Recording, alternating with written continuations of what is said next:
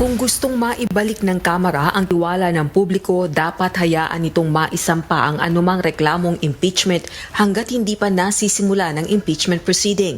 Yan ang tugon ni House Assistant Majority Leader at Bukidnon 2nd District Representative Jonathan Kit Flores, Vice Chairperson ng House Committee on Justice, nang tanungin sa mga hinalang may pagtatangkang harangin ang ibang impeachment complaints laban kay Pangulong Ferdinand Marcos Jr.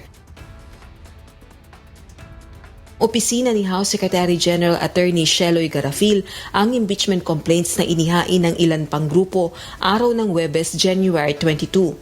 Wala sa Pilipinas si Garafil at nasa Taipei dahil bibigyan ng pagkilala ng pamahalaan doon. I think we should accept any and all impeachment complaints para at least hindi masabi ng taong bayan na sa filing pa lang pinoprotektahan na yung presidente. It is a process that we must go through.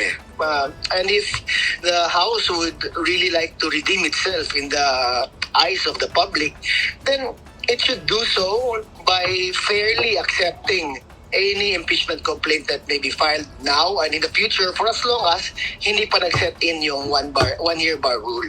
Naghain ng impeachment complaint ang progressive at civil society groups at iniendorso ng makabayan lawmakers. Bagaman hindi tinanggap ang reklamo, nag-iwan pa rin ng kopya ang Makabayan Block sa Office of the Secretary General.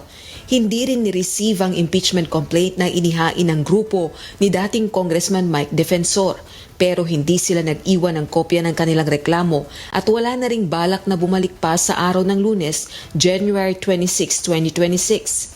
Ayon kay Congressman Flores, may karapatan naman ang authorized representative ni House Secretary General Garafil na tanggapin ang impeachment complaint na ihahain laban kay PBBM.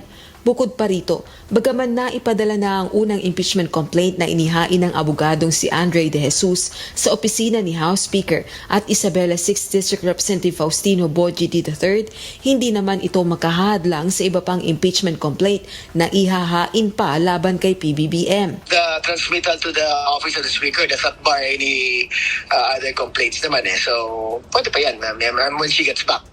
Sa January 26, balik sesyon na ang Kamara at inaasahang mababanggit na sa plenaryo ang impeachment complaint na naipadala na sa opisina ni Speaker D. III. Pero depende pa rin ito sa desisyon ng House Leader. Rosa Licoz, UNTV News and Rescue. Diyos ang aming sandigan, serbisyo publiko ang aming pinahahalagahan.